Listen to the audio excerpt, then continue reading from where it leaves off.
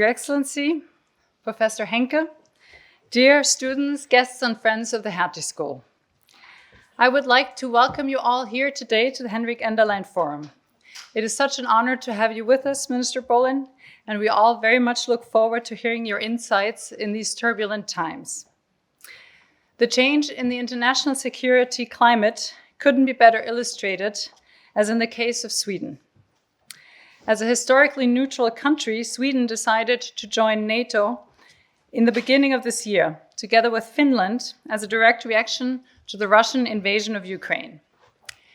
Indeed, NATO has moved front and center in our discussions about European security, and we now have to define how to work together, knowing that we might no longer be able to fully count on the United States, where the incoming US President Donald Trump has repeatedly called NATO obsolete, and US Secretary of Defense nominee and Fox News presenter Pete Hegseth has called NATO a financial strain.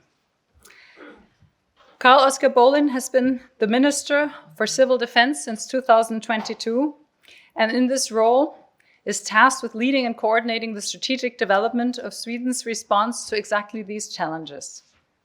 This includes to maintain vital societal functions, funnel support to the military in times of armed conflict, and ensure the protection of the civilian population from disinformation, cyberattacks, and crisis events in general. And as a testament to the times we are living in, I want to add that this is the first time since the Second World War that Sweden decided to create the second ministerial office in the Ministry of Defense. So a very innovative response that is truly at the level of what we need in the times we live in. We're therefore truly delighted to hear directly from you, Minister Bohlin, and to have you talk and answer questions also from our students. It's really a privilege. Before we get to your much-awaited keynote, I will invite the Director of the Center for International Security, Professor Marina Henke, a renowned expert of European security strategy, up on stage to present today's Invel. Please give her a round of applause. Thank you.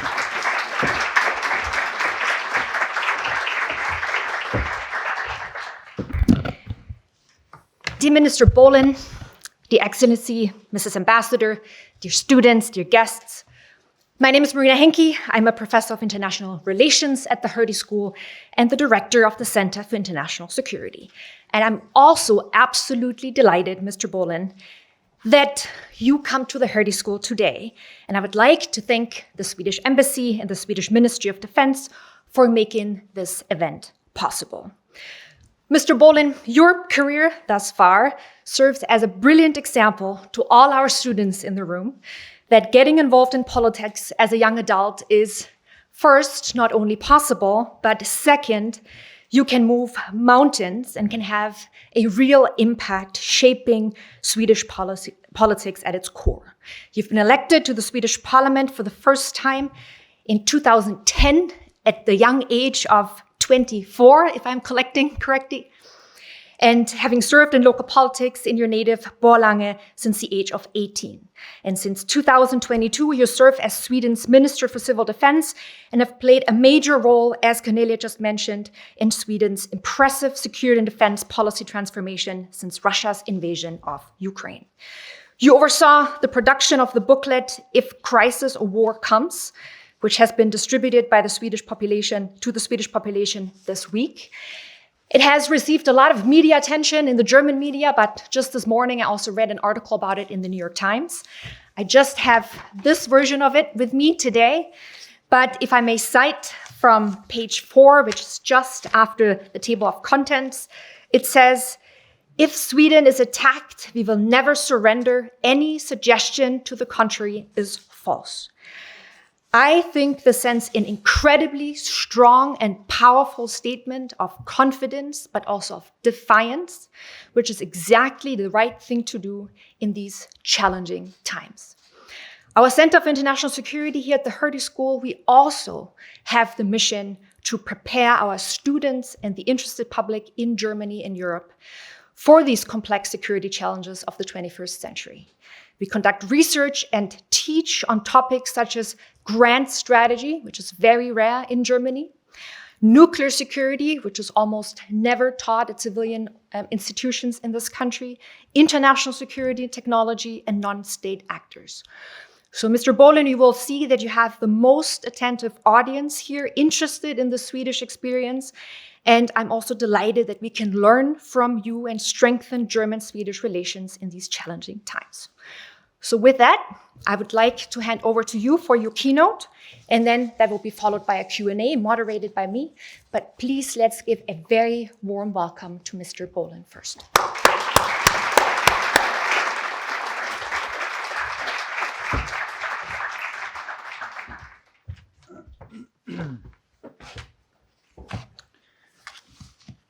Thank you so much for this warm welcome, and thank you for the opportunity to stand in front of you and to share some words and tell you something about what's going on in Sweden right now. And and even though I'm a politician, I have been configured with 2 ears and 1 mouth. So I hope that I will not speak the entirety of the time, but have the opportunity to listen to your questions and try to answer them to the best of my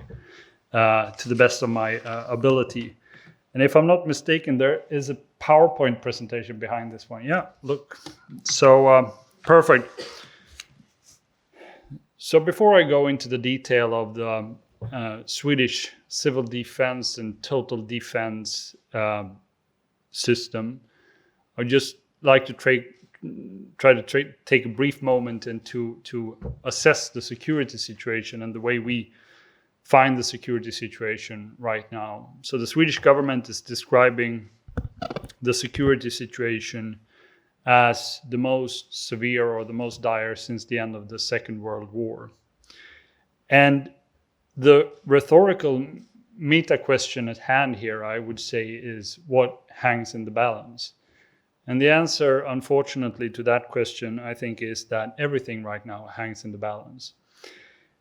And everything hangs in the balance because of the fact that the rules-based world order that have served us well for the past 80 years is now being challenged in a way from a numerous of geopolitical focal points, but predominantly, of course, by the full-scale war of aggression that is being conducted unlawfully on the European continent. And it is obvious, of course, that the past 80 years has not been a bed of roses in any way, but it has been exceptional in one sense, namely the fact that the rules-based world order has not fallen apart during this time. And it is important to remind oneself of that fact, because I think we've come to take it for granted. It has sort of become our default position. The water in the aquarium, our base paint, the basic vanilla of our time. And in that regard, we might not see it for what it is and for the huge level of prosperity that it has brought to this planet. And now it is being challenged by forces who want to topple the world order in a way that we did not foresee when we thought 30 years ago, or more than 30 years ago, when the wall came down in this actual town, when the Cold War ended, and we thought we'd reached the unipolar moment, and that history had ended, as Francis Fukuyama said. But it turned out it had not. And for the better part of at least 15 years, the security situation has been deteriorating gradually and then suddenly in a way that many European countries perhaps did not see coming at first hand. And, you know, hindsight is always 2020, as they say, but if we should go look backward to this in retrospect, I think that one important data point is, of course, the speech that Vladimir Putin gave at the Munich Security Conference back in 2007, where he outlined that he would do what he then did. So Georgia following in 2008, the annexation of Crimea and the eastern part of Ukraine in 2014. And the Western world was obviously disturbed by these events, but sort of kept sleepwalking in the same trajectory. And I think that in the events leading up to the full-scale invasion in 2022, one can assume that Putin was betting on the fact that the Western response would be roughly the same, namely a not very harsh response. But he was wrong in that assumption. And the Western world came together. And this conflict is now the conflict of the rules-based world order. And the ramification that the outcome of this conflict will have cannot be underestimated. And that is why Sweden right now is saying that our most important task in our foreign policy is to support Ukraine for as long as it takes. And Europe needs to take a larger responsibility for supporting Ukraine for as long as it takes, because they're fighting not only the fight for the Ukrainian people, they're fighting the fight for the free world. And we need to stand behind them and support them in that regard. And when it comes to Ukraine, I think there is many important lessons to be learned from European countries. And I would like to go back to another edition of the Munich Security Conference, namely the one that was held this year, where Vladimir Putin was present at the stage, and he addressed the auditory, who was predominantly European, and he said, "You are not ready.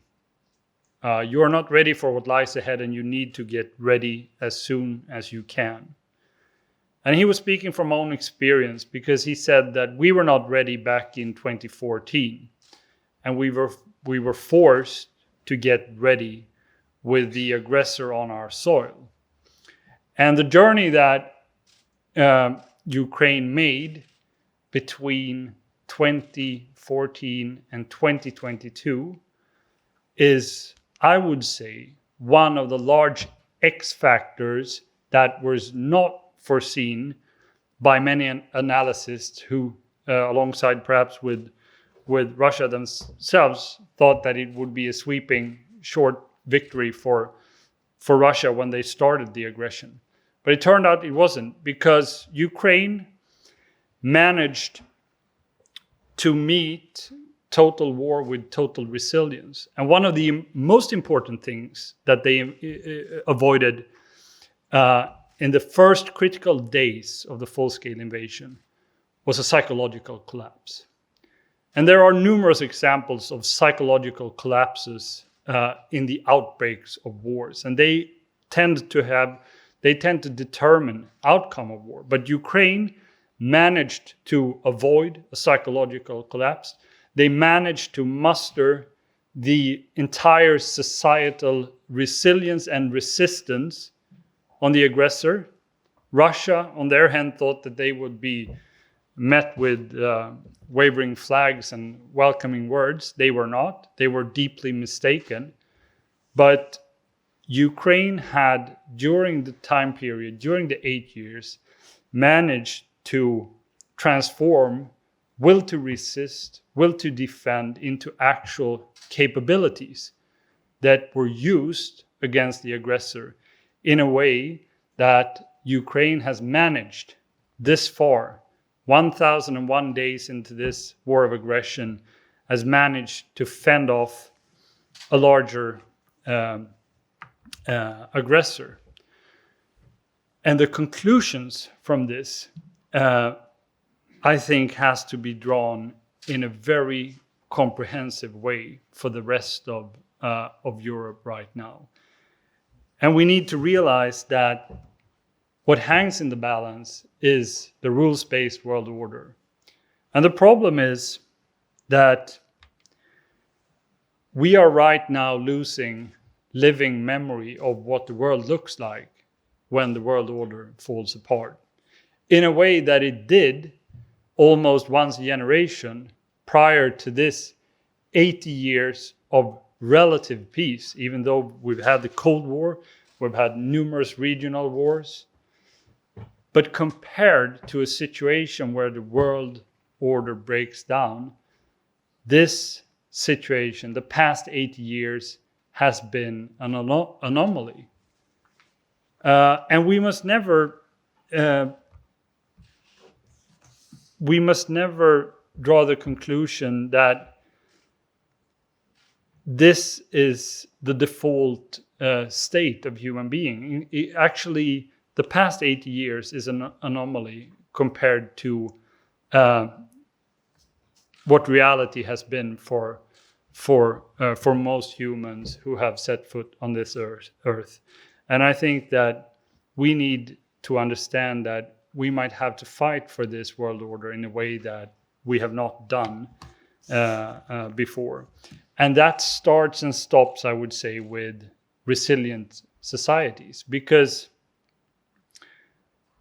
deterrence and defense posture does not start at the barrel of a gun. It starts at a resilient society that has the capability of turning into a society that can muster resilience. And this is as a pretext to what we're trying to achieve in Sweden. So Sweden, during the Cold War era, as a consequence of our non-alignment policy and our geographical location, had one of the most thorough and built through systems of total defense, I would say, in the entire world, where one could describe it as our society was militarized through and through. That is not entirely true, but we had a system where the whole of society could be mobilized in order to sustain a defense effort. And after the Cold War ended, this was all dismantled because we thought, as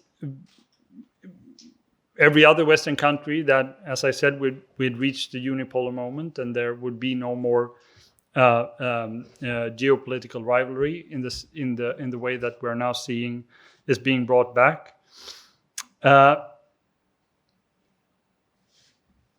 And this was replaced by sort of a peacetime crisis preparedness. And the peacetime crisis preparedness, which you can hear from the name, its task is to secure society for handling non-man-made disasters, natural events, etc. And this, of course, is important because this is everyday work. This is what happens with a high frequency to every society to some degree. But the peacetime crisis preparedness is not prepared to handle the attacks made from an antagonist, because an antagonist seeks to exploit our vulnerabilities. An antagonist seeks to create cascade effects that affects as many, as large parts of society as possible. And the peacetime crisis is almost always, even though it might be very severe, the peacetime crisis is almost always geographically it is geographically constrained, and it is happening on a more narrow time scale than an armed attack that affects the entirety of the society. And I think there's another important notion to be made here. In the peacetime crisis preparedness, there's a cultural difference, because in the peacetime crisis preparedness, the focus revolves around saving the individual from the crisis. Whereas in the event of an armed attack against a country, an existential threat, The individual's role is to save the existence of the society. So there is an important shift, and that is what we're now seeing taking place in Ukraine, where people are giving themselves away to save their society, to save their country. And that is a totally different perspective. And that is a perspective that we have had the fortunate circumstances in large part of Europe to have not been acquainted with since the end of the Cold War. But nevertheless, it's unfortunately necessary to reintroduce it. So what are we then trying to achieve here? Well, I've given you a bit of the background on what we're now going back to, and the re-establishment of the Swedish total defense concept, whereas the civil defense is one part of the two pillars that of which the total defense consists: the military defense and the civil defense. The work with re-establishing of total defense started back in 2015, but the work was fairly slow at the beginning, and it was started as a consequence of the annexation of Crimea and the eastern part of Ukraine. But we were not, putting in sufficient funding in order to see the capabilities rise in the same level as the security situation kept deteriorating. And what we're now doing is that we have the last years put in substantial amounts of funding.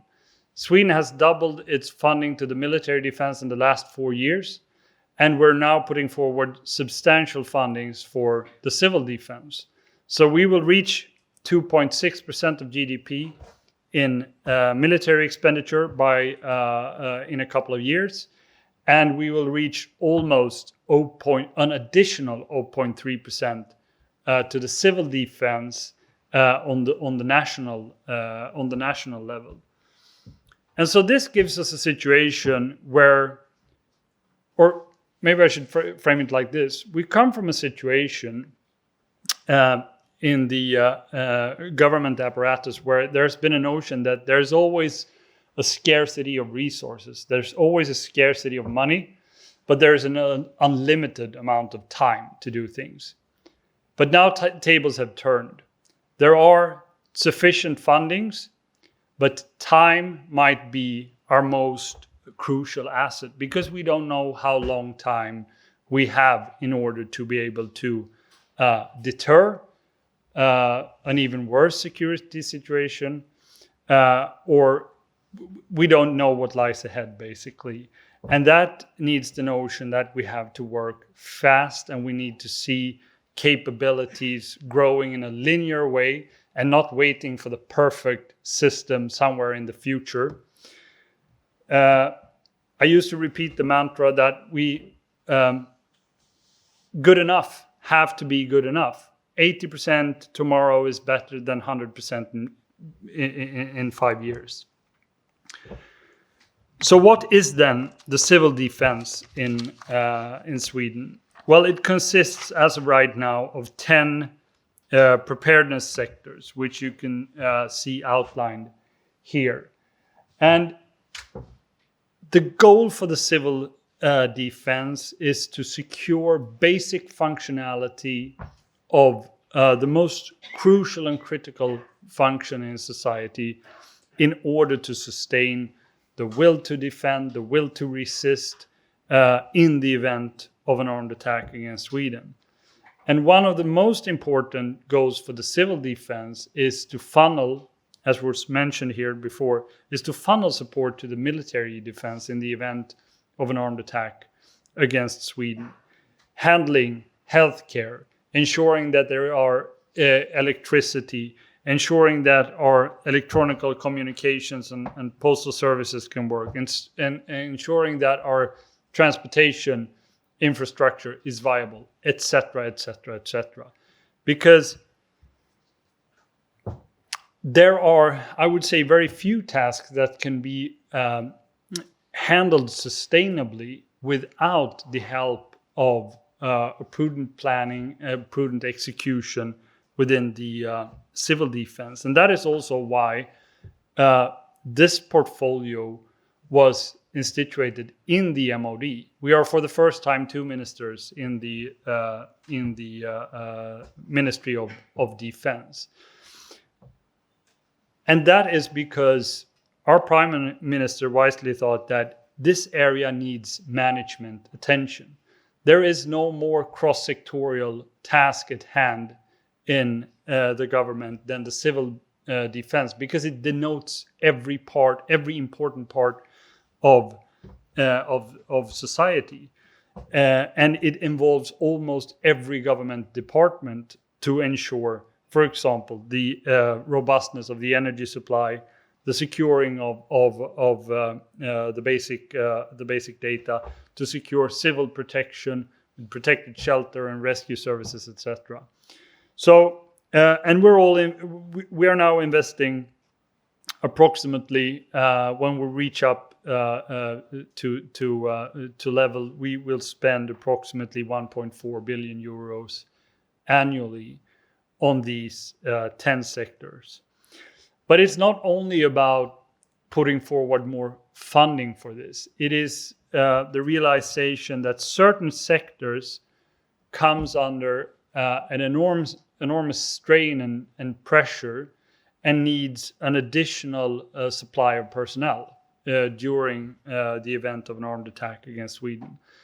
And there's, of course, important to draw conclusions from how the situation in Ukraine has unfolded, where we could see, for example, that the rescue services are being put under an enormous pressure, both in terms of frequency of their work, but also in terms of additional tasks that comes at hand, handling demolished building, indicating unexploded munitions and taking care of unexploded munitions. Those are things that, at least in Sweden, the rescue services has for a long time not been trained or prepared to do. Nevertheless, that is a task that falls on the rescue services in the event of a war. And so in addition to making sure that the rescue services in Sweden has equipment suitable for handling these tasks, we also need to prepare them with education and ensure that we can have an extra echelon of people to help out in this sector. And that is why we are right now, we've actually already started by re-invoking civil conscription in Sweden.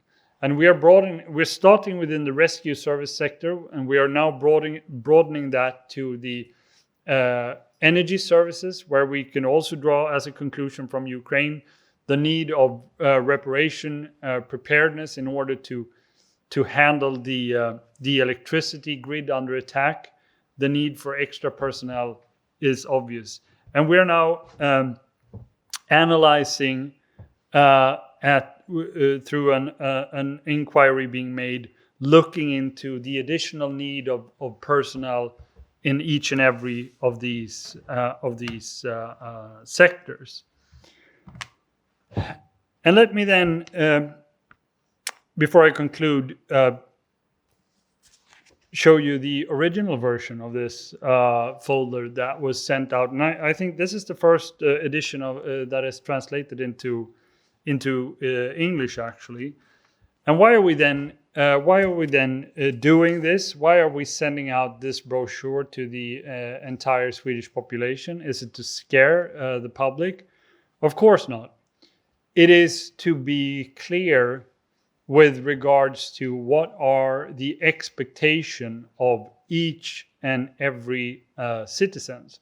What are the baseline duties that we expect of our citizens in the event of a peacetime crisis, or in a worst case scenario, in the event of a war.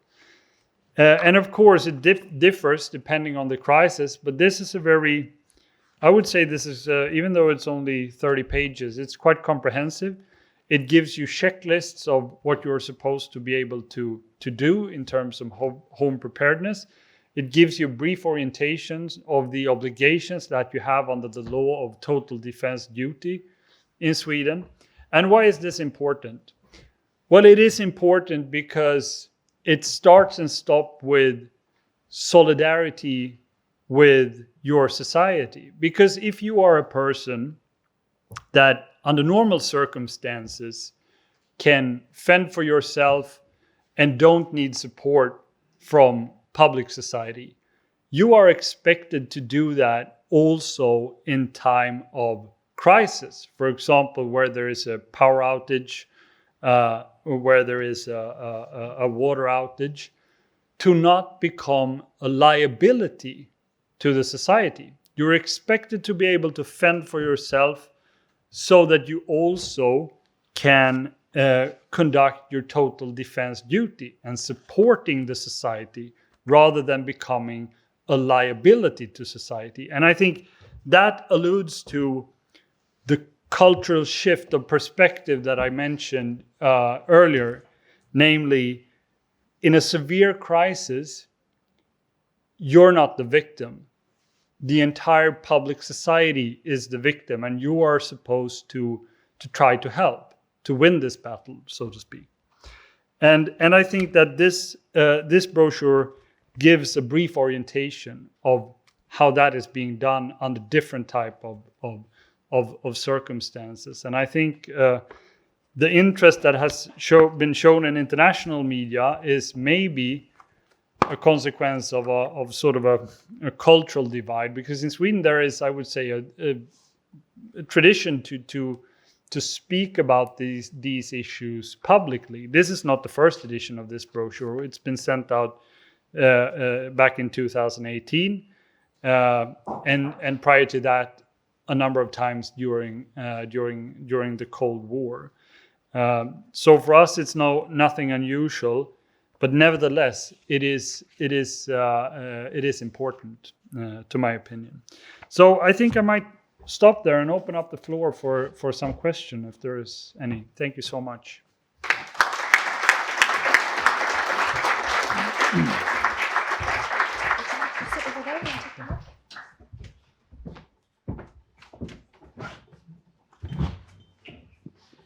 Minister Bohlin, while everyone in the room is gathering their thoughts and questions, I would like to ask the first one, because probably you've noticed today at the Berlin Security Conference, and just knowing Germany, that Germany is nowhere close to where Sweden is when it comes to civil defense. And, I would say that right now in this moment, it's almost unimaginable for Germany to publish a brochure like yours. So my first question is, did you also have some kind of opposition in Sweden to the publication? And you said like you have the kind of like the tradition of publishing these type of brochures, but the 2018 one that I briefly had a look at was a little bit different. So, for example, the quote that I cited in my introduction was, I think, buried kind of like way later in the brochure than now. But so was there opposition in Sweden, and how should Germany, you have very large segments of society that probably would say, you're trying to sow panic. It's not the right moment to do this. How would you respond to these people?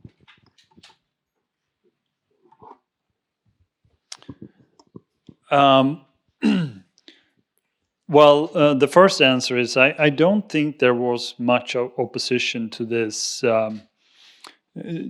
brochure. I mean, there would always be sort of a vocal minority who asks the question of isn't this a way to sow panic? I don't think that speaks to the how the majority of the population perceives this one, and this is not. There's not a sort of partisan divide in the Swedish Parliament, for example, with regards to sending out this brochure. So everyone is on board on this. And yes, it is a different brochure than the one sent out 6 years ago, and that is the point. It is supposed to reflect the security situation and the societal situation that we that we see today. Otherwise we could have sent out a copy of the last one, but we want it, of course, to reflect the situation. And there is a more prudent information of how you should for example, handle yourself during an air attack. And that is, of course, to the backdrop of what's going on right now. And I think that with regards to the question, isn't this sowing panic? I would say no, because if you're not prepared, it is very hard to take adequate action should you need it. And I think that's the moment when panic arises. Panic arises when there is a gap between your capability and the measurements that needs to be taken. And this, of course, is on the individual level an attempt to bridge that gap, to appeal to people to take their responsibility in order to sort of bridging that gap. And I think in general, I think that is how this brochure is perceived. And many people find it comforting to get a checklist, to get any information of what's expected of them. Then you can rest assured in the notion that you've had an instruction here of what to do. And then it might be a bit easier to live on a day-by-day basis in a world where the uncertainties are increasing. My last question before I open up. So NATO features in this brochure. I'm sure this was also an update compared to the 2018 one. Now there is a risk that NATO falls dormant. So what's the plan B for Sweden? How do you implement civil defense, but also defense if NATO is no longer the massive institution with the backing of the United States, or at least not the full backing that you projected probably it was when you became a member? Well, I wouldn't speculate on that because I don't think there is an imminent risk of NATO falling dormant. But I think that there is a need for the notion in Europe that we need to take a more responsible approach to our own security. And I think that Rob Bauer on the Berlin Security Conference today, he articulated it very adequately, namely the fact that we need to stop seeing security as a burden. Security these days is an asset, and that is the way it should be viewed upon in the domestic political debate of each and every country. And I think that in the last term of President Trump, he was in part correct when he came to Europe and basically said that you've enjoyed the free lunch for quite some time. Of course, US needs Europe, but Europe needs to be able to fend for its own security. And of course, we cherish the transatlantic bond, and we will continue to do so. But I think that a prerequisite for that is, of course, that Europe takes a fair share of the responsibility for its own security, and that will go for the support to Ukraine as well, where Sweden, alongside with many other European countries, is being very clear on this issue, namely that we will stand by Ukraine and we will keep supporting them for as long as it takes. So our students have a preference here. So maybe you can, do we have microphones in the room? Yeah, okay, perfect. Please. Hi, I also wanted to ask about NATO and sort of the changing administration. Can you briefly introduce yourself? Yeah, hi, my name is Kristen Tallman. I'm visiting my friend who's a student here. I thank you for your comments. I'm curious, there's obviously has been mentioned about the US change, and for many years the US has subsidized European security and whatnot. the idea, though, also is that President Trump, he wrote Art of the Deal, famously likes to sort of cut deals. What's the thinking in Europe of what deal he would want to cut? What does he want to see? When you think in the Swedish Defense Ministry, what would Trump be looking for you guys to up? Is it just pure funding, contributions to NATO, or what is the deal that he might be wanting to cut? Well, is this on? Yeah.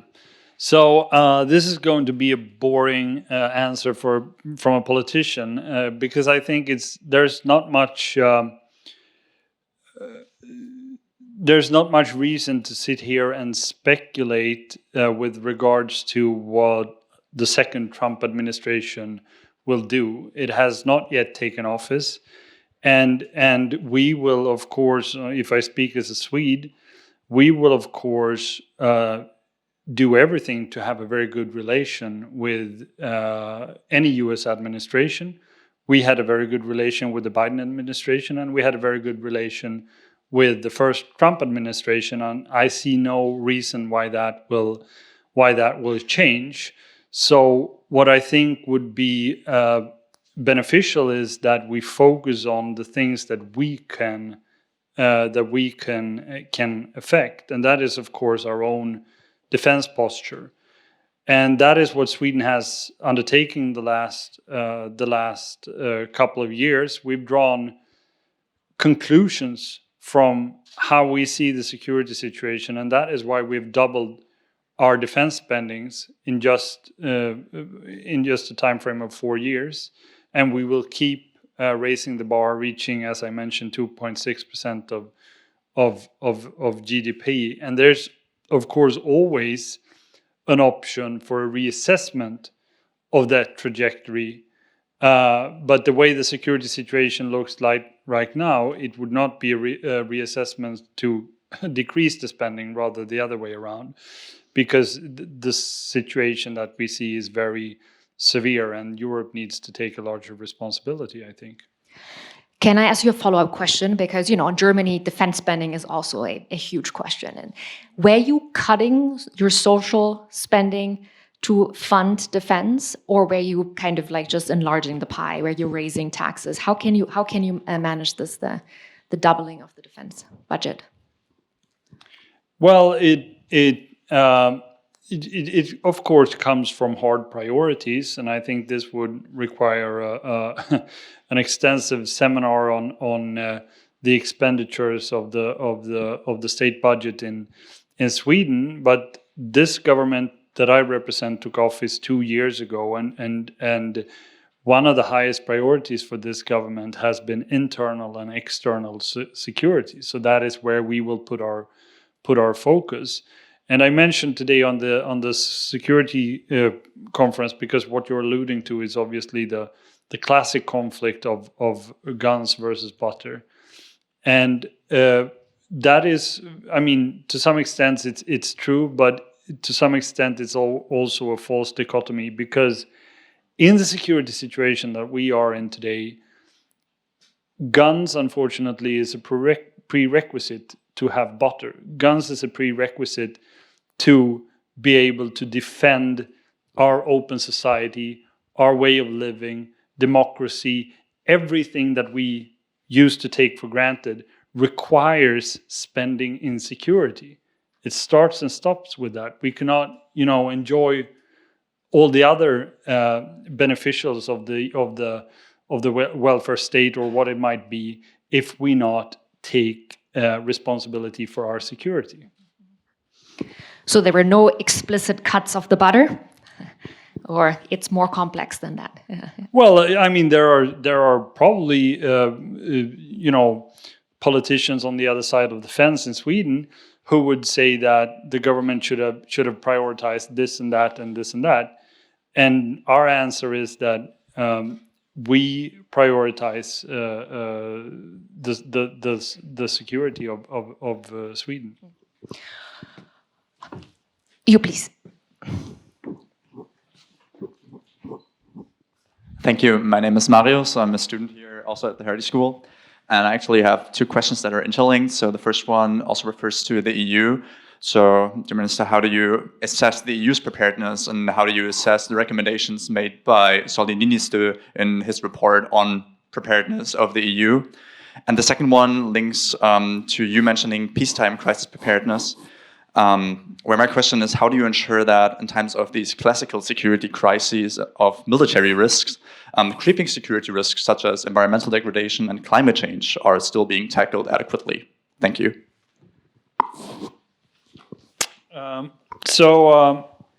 Two good questions. The answer to the first one is that we're right now assessing the suggestions being made in the Niinistö report. As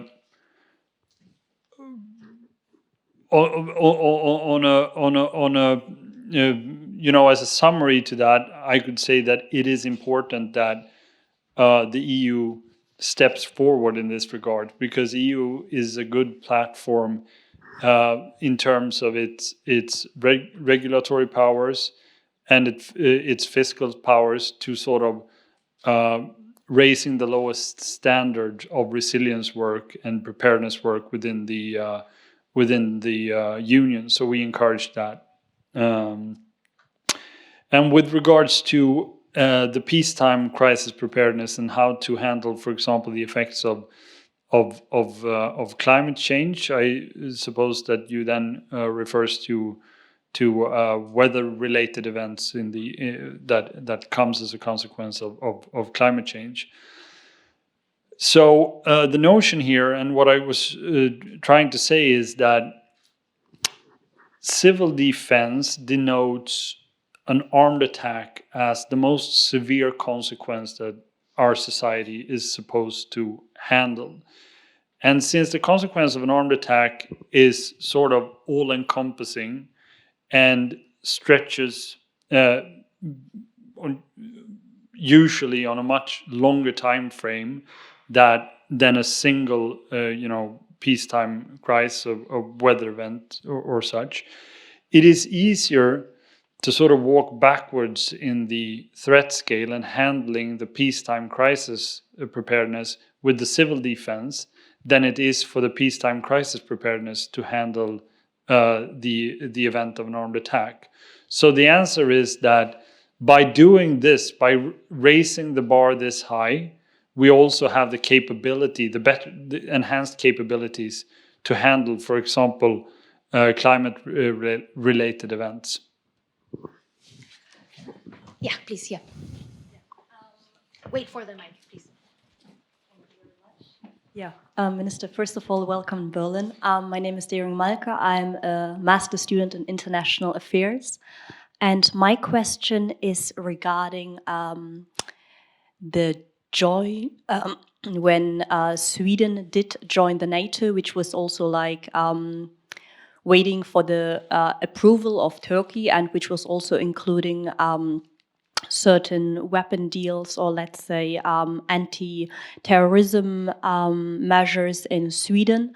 My question would be, how does Sweden ensure the anti-terror measurements against the Workers' Party in Turkey, but also ensure not to target prosecuted political Kurdish individuals in your country, those who are seeking political asylum?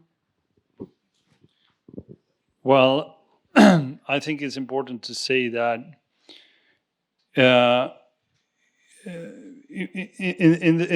the Freedom House Index that came out just a couple of weeks ago, in terms of democracy index and justice system, Sweden ranks 99 points out of 100.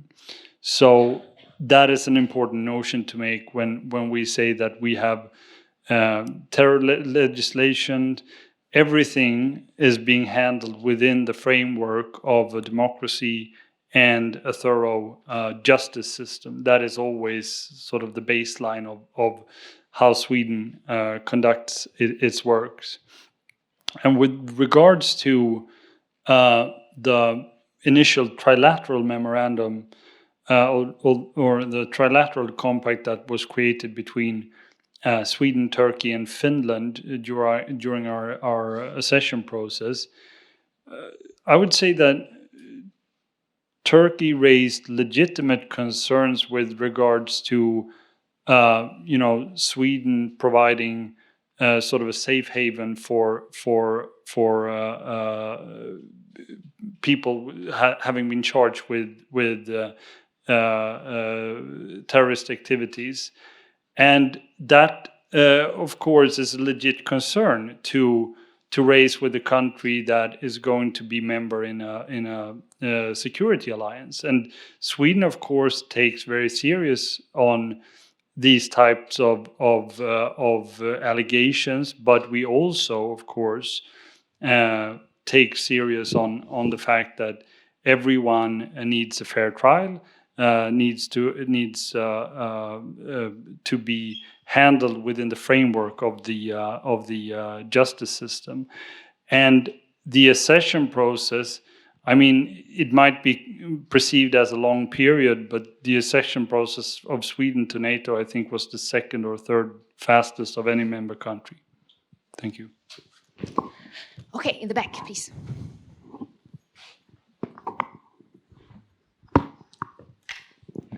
Hello, my name is Thomas. I'm a master's student in international affairs. Thank you, Minister Bohlin, for coming here and speaking today. In the introduction, you mentioned that the world's rules-based order and the moment of unipolarity the world saw, and the response to the 9/11 attacks and the crisis in Syria, and also the response from the international community, could be seen or considered as two big breaking points in such rules-based order. My question is, how can we... You also mentioned, that we are forgetting how these rules-based order look like. So what should be done in order to improve this system, and what can we do in order to remember and restore this rules-based order? Thank you.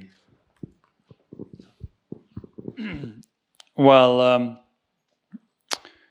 the most important thing with regards to that is to ensure that the war of aggression that Russia is right now conducting does not bear fruit in terms of the world accepting an unfavorable outcome of that conflict, because it then sets a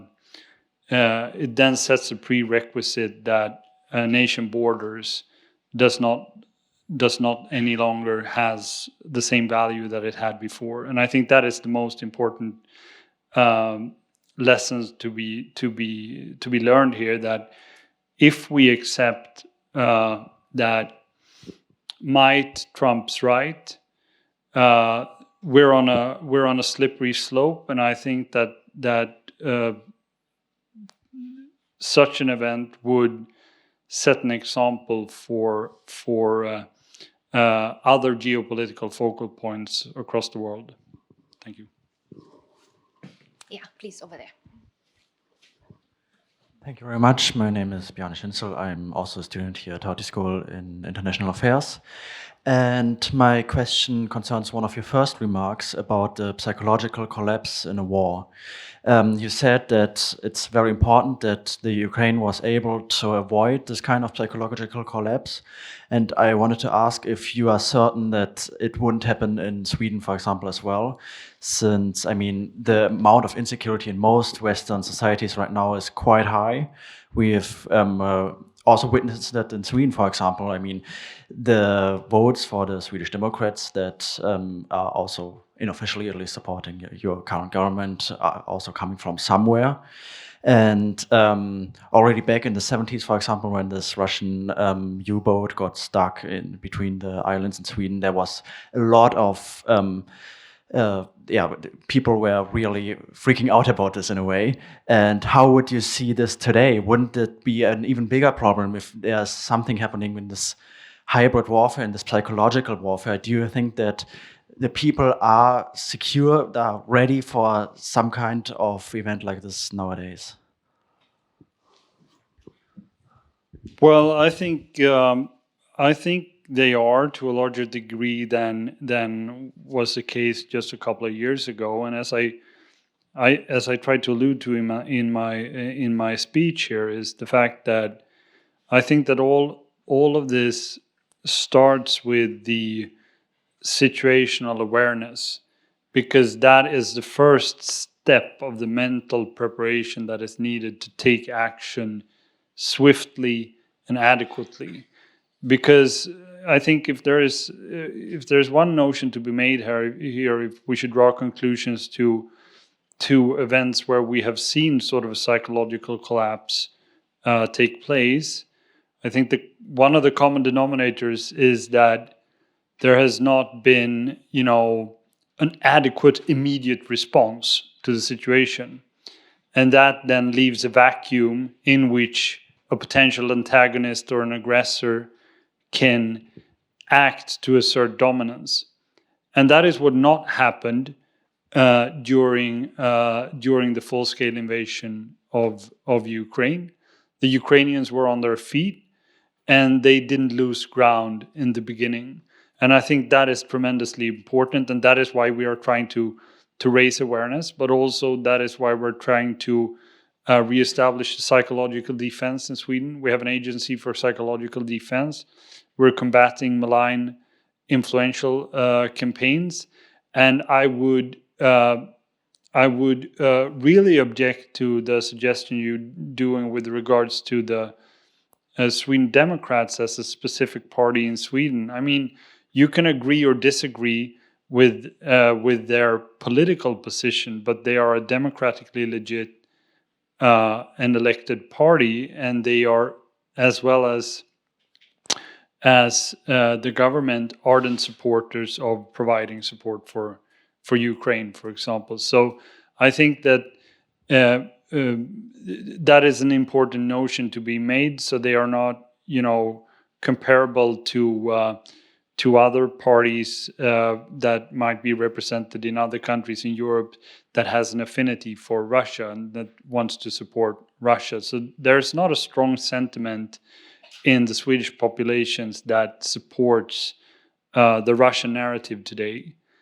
Even though Sweden, as well as many other Western countries, have its problems with divisions and discords with regards to other things, there is a very strong support, for example, to support Ukraine. I think it's somewhere around 96% of the public population in Sweden supports sending weapons to Ukraine, supporting Ukraine, and we will of course try to do everything we can to maintain that support. But I think that the situation is a bit more worryingly in other European countries in that regards. Thank you.